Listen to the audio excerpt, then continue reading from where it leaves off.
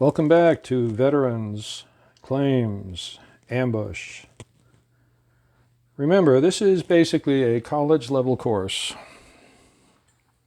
It compounds. In other words, if you have not seen the prior videos, go back and look, because it brings you up and up in your skills and analysis. I am not your lawyer. I am not giving you legal advice. I am teaching you about a system. This is an educational course.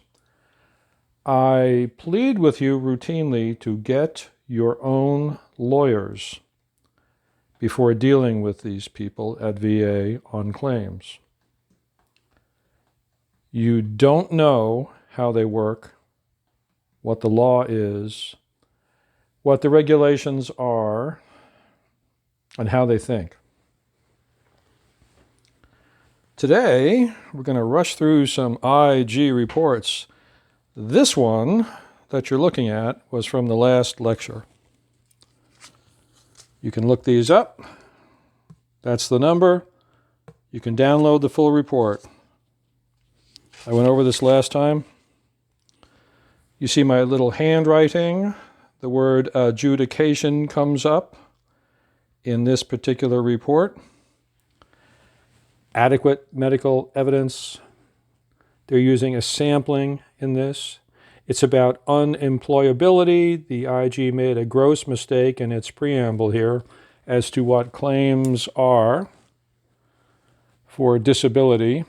It's about unemployability.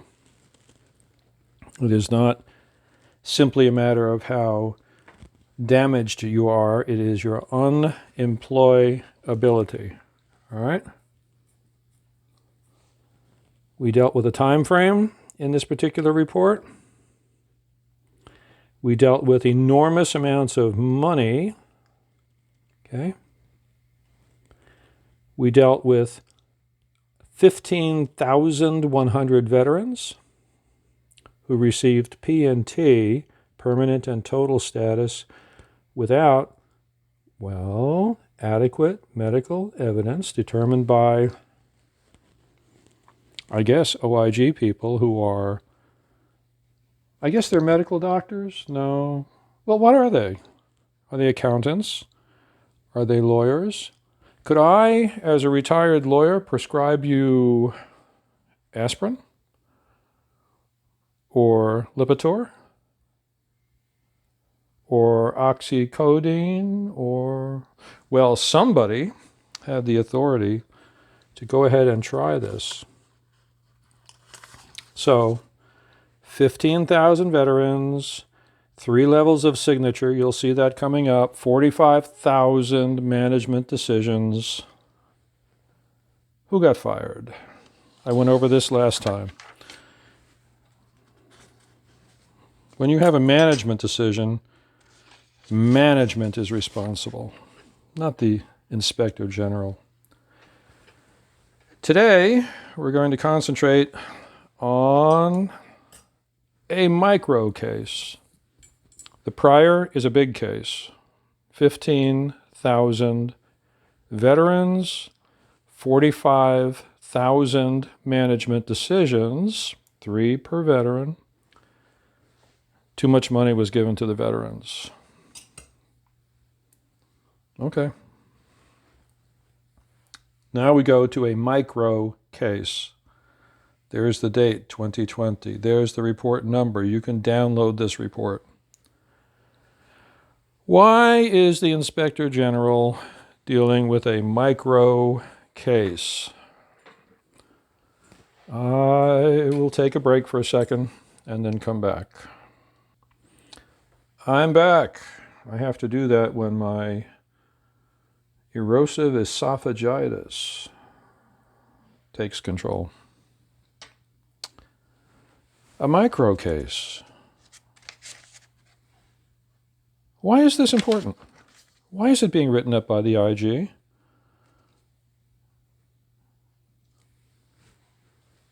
We're going to run into some terms. VARO, RVSR. Here we go. It was an anonymous allegation. So the OIG got one anonymous allegation. One. And decided to open a case because too much government money was being given out. That's a good reason.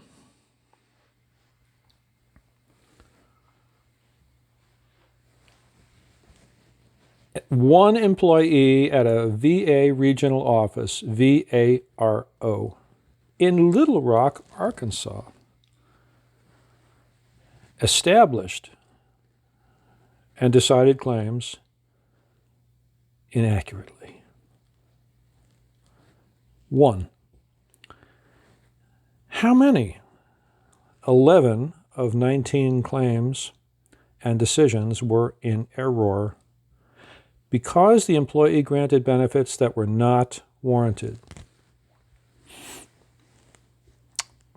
The required forms were not provided to establish a claim, or both.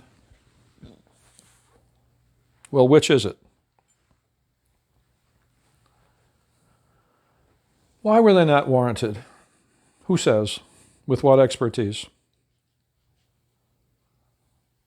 Why is the IG involved in one case for what they admit is 11 of 19 claims? Because, come on, you know the answer. Because they want to publish something to the field. That's why. VBA made nearly $311,000 in improper payments to beneficiaries. Wait till you see what's coming up next. The review team. How many OIG employees does it take to screw in a light bulb? One case, 11. The erroneous decisions might have been prevented if staff had followed the required internal controls. Short break. I'm back. So management failed. The regional director, or the head manager of the office, is at least a GS-14. So that official failed. What? To catch this. So somebody from Washington had to come all the way into this and look at it. A team, not just one person.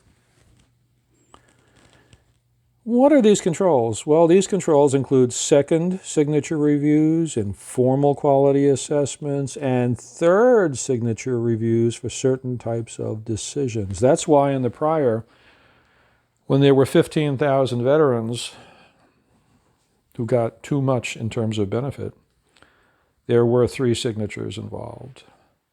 Thus, 45,000 signatures were involved in the prior IG investigation, which I described in the prior video. When you get to those numbers, you are in senior management. When you have 45,000 management errors, you start firing people.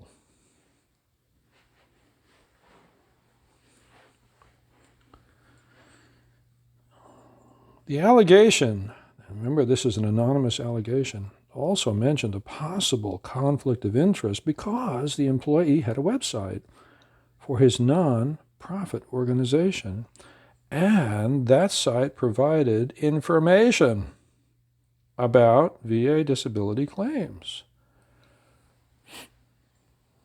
Well, that's interesting. Do you understand what they're alluding to? They are alluding to the possibility of some kind of what? Kickback scam? Are they saying this employee did something wrong, terrible, They don't say it because there's no evidence of it. Short break. Okay, I'm back.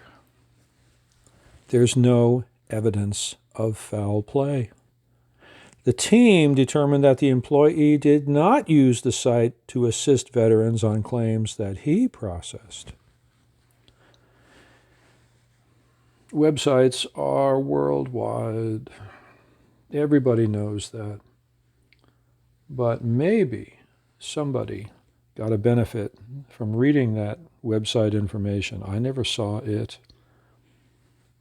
And maybe it helped them file a claim accurately. But as an employee of VA, he's not supposed to be doing that.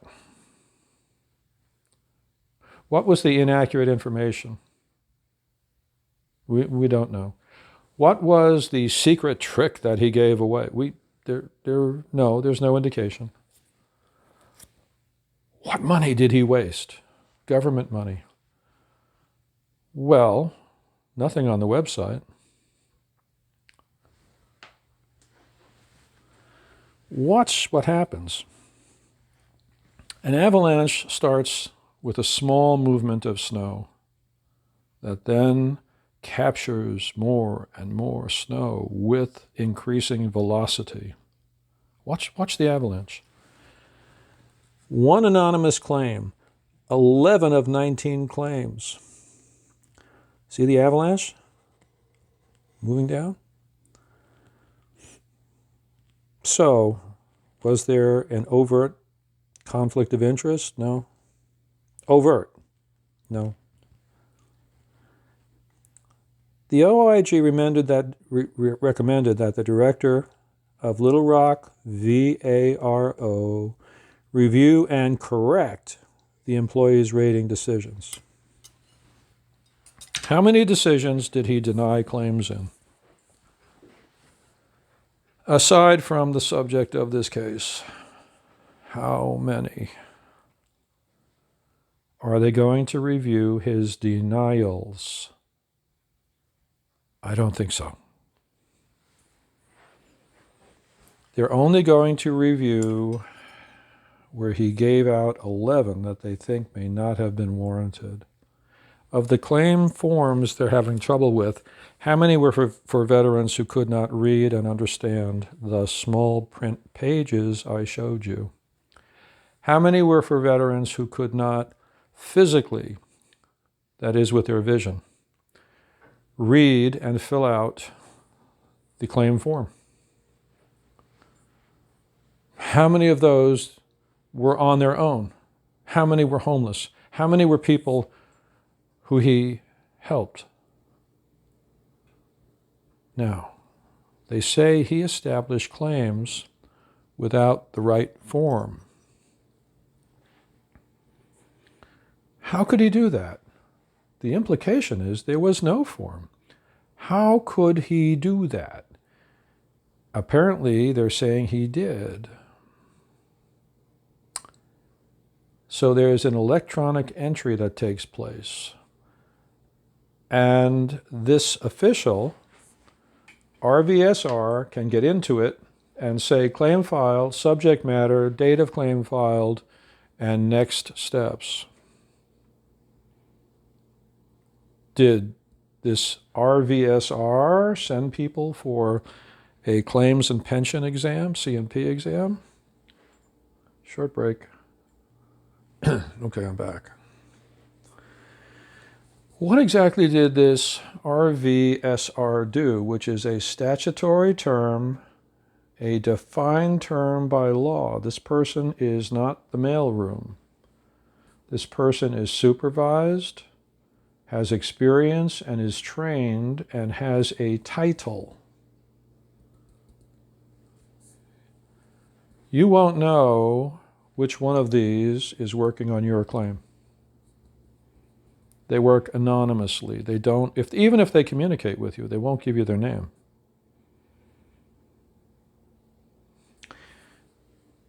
The director should also ensure, now that's a magic word in law, ensure. It's not casual. So the OIG recommended that the director of Little Rock review and correct the employees' rating decisions. What was wrong with them? Did they throw them out? Why? Were they substantively correct? But we get back to the form. Have you ever bought auto parts online or any other thing online, outside of Amazon, from a direct vendor? And it comes, and it is not what you ordered. It's not that there's something wrong with it. It just isn't what you ordered. So you contact the company, and you tell them, I have to return this. It's the wrong one. And they say, well, fill out this return form, put in the reason, and then we'll start working on it. Well, I don't have time to fill out. I'm sorry, you have to fill out the form. Now, that's business. It's not government, that's business. It's all through. You know that. If you want to order telephone service and so forth, you may have to fill out a form. If you want to have rugs put into your living area, you may have to sign a contract with a form. What kind of rug, what kind of expense, all that. All right.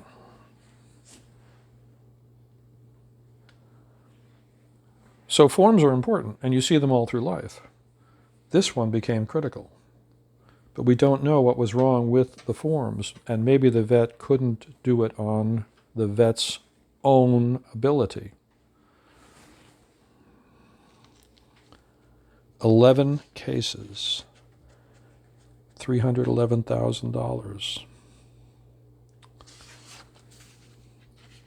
And the IG shows up on one anonymous complaint. Let's take this one. I'm going too fast. I'm going to take a break first. I'm going to show this in the next video and discuss it in depth. This one is breathtaking. Or maybe I'll just continue this video if I can. Let's try that. I'll take a few breaks while I'm doing it. There's the number. Go to the website. You can download the entire report. I'm going backwards in time to show you a culture.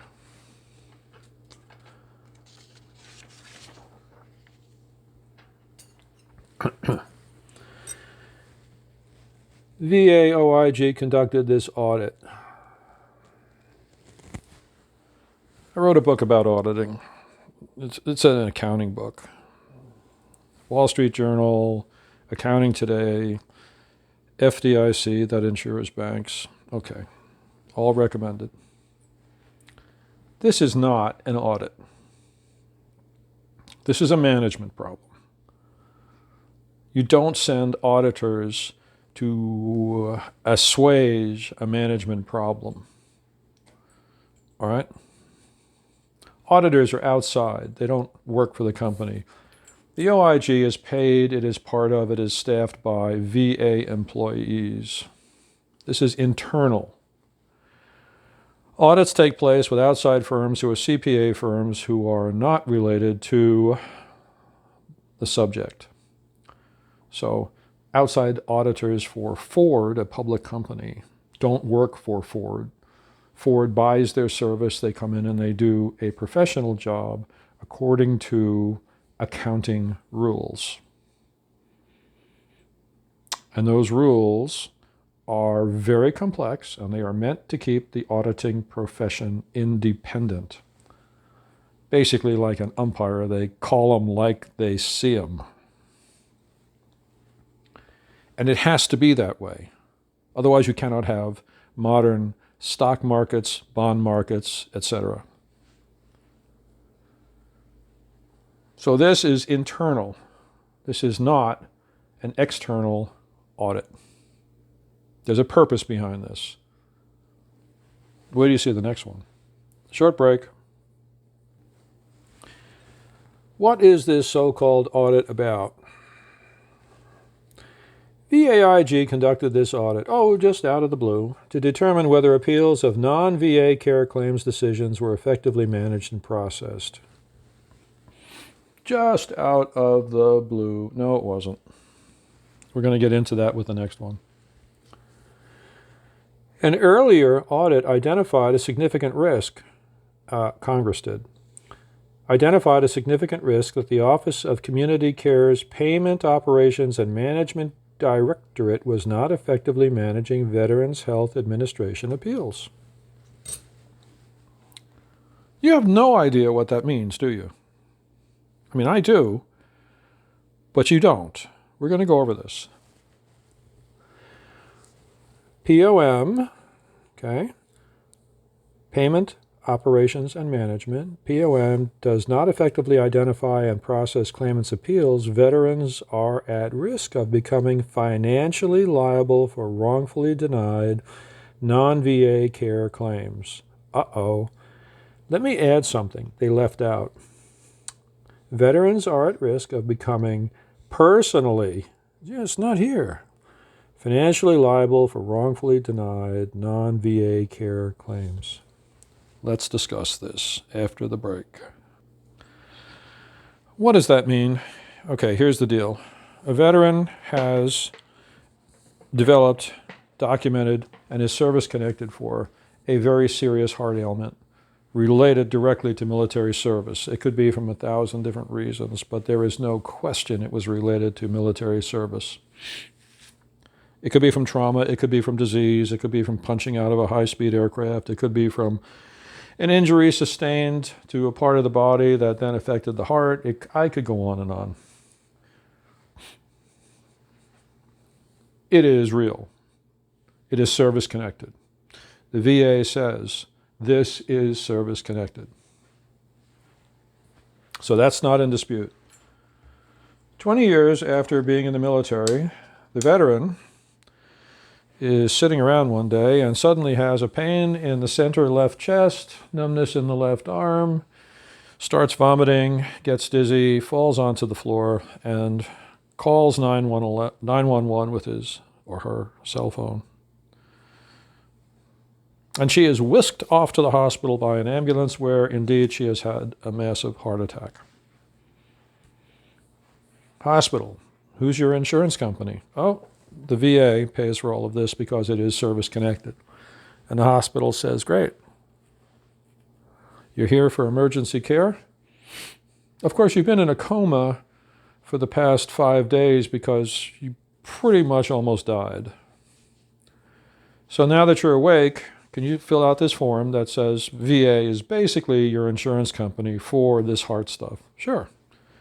And the hospital administrators fill in the necessary data, and the person signs it. The hospital then, and they all know this, sends the bill not only to the patient, but also to the VA. Congress has set the VA up by law with money. This is not all of a sudden. Congress has set the VA up with staff, money, etc., so that when the bill comes in, VA will act like an insurance company and say to the hospital, yes, we will pay. Give us the discounted rate that you give to big insurance companies, medical insurance companies, like Blue Cross and all that. You probably are aware if the hospital bill is $200,000, that Blue Cross might pay 60, maybe 80, or less, depends. But it's a grossly discounted rate. It's an insurance company. And that's what they do. And they're all tied together. It's not a problem. So VA is also set up like that by Congress. So let's get back to our veteran. She's in the hospital for a month. Almost died 3 times. Gets out of the hospital, and the hospital says, veteran, we have a problem. We've given the VA all the bills. We have given them the record of your medical treatments, which prove that you actually had a heart attack. And, of course, We know that the heart attack, we could see the deterioration of the heart and so forth. So, and you almost died, and all the medical procedures are there. We haven't heard back from VA. We're out 200 grand. Why don't you get back to us and help us figure out what to do? Short break. So I'm back. So, the veteran, recovering from a serious heart attack,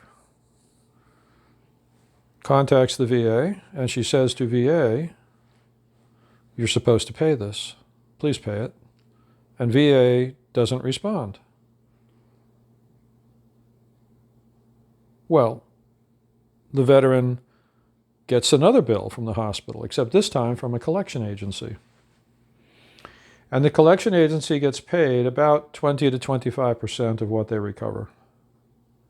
And the bill is for $200,000. It's not discounted. And the collection agency starts calling up and says about every 3 hours, "There's this bill, and how do you intend to pay it? When do you intend to pay it?" And this veteran keeps telling them, she says, "I'm VA. VA is supposed to pay it." And the collection agency says, "That's not our problem. There is a bill for 200 grand. We will make 50,000 off of it if we collect all of it, but you have to pay. All that VA stuff, that's your problem. That's not our problem." She's not talking to the hospital anymore, so she gets in contact with the VA again by letter and says, I have a collection agency after me. They're going to sue me.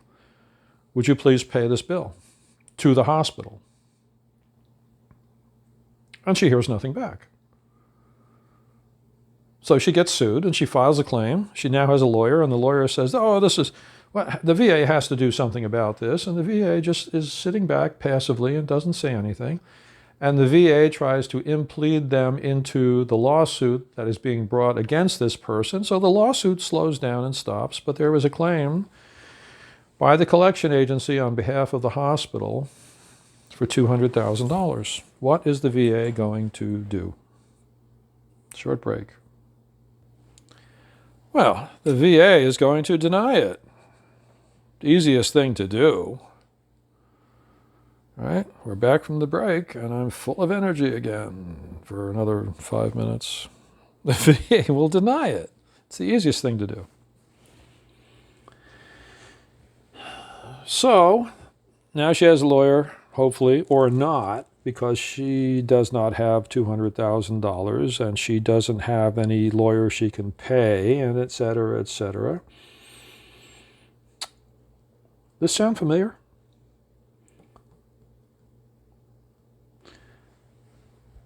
So she files an appeal because she's been denied. So she says, "Well, I have to appeal this thing."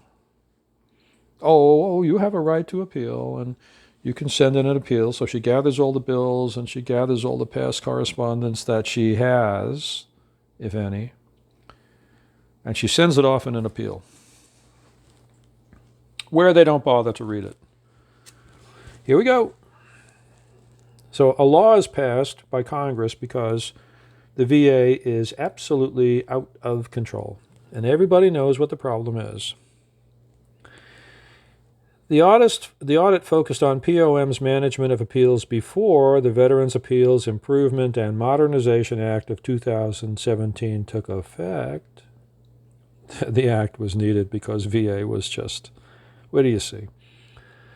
It took effect on February 19, 2019. Okay? And VHA, right, who was supposed to pay these bills, was supposed to get ready to act. See, now, after this act, veterans can choose how they want to appeal. Why, they can even take it to the Board of Veterans Appeals. Okay. The OIG found significant deficiencies with the VA's management of appeals of non-VA care claims decisions. How could that be? Unprocessed and unaccounted for appeals were stored in cabinets, boxes, and bins at facilities. Would that be the garbage bin? Office of Community Care Leaders lacked effective oversight of its appeals function. And POM leaders, this is the Payment Operations Management, had not clearly defined the appeals manager's roles and responsibilities, so it was just piled up in cabinets, boxes, and bins. The audit team concluded VHA, the VA, and the POM directorate, a directorate, failed to effectively oversee appeals management and processing before and after implementation of the new law. Short break. Okay, I'm back. Before and after the new law.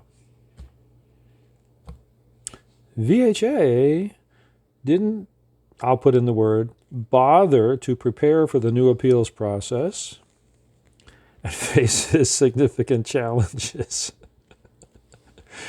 in even processing these things or even identifying them. So OIG made 8 recommendations.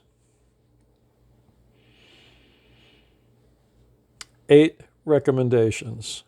To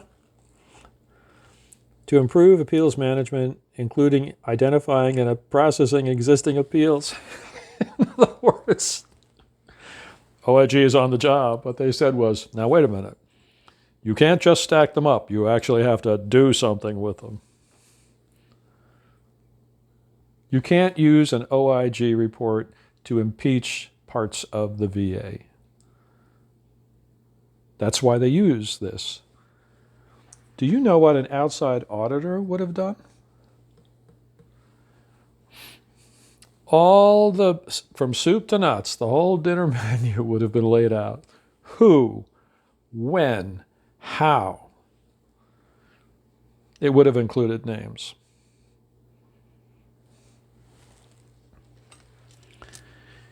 So actually, this is to ensure incoming appeals go to facilities that will, I'm going to insert a word, actually process them, providing staff clear policies and procedures. I guess they didn't have them.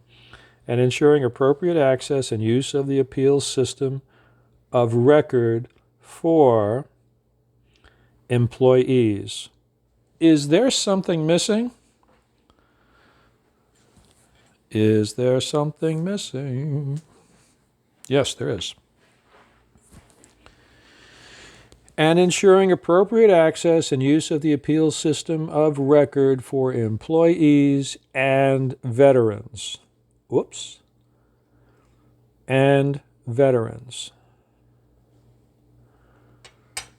I'm going to take a break and talk about this for a second.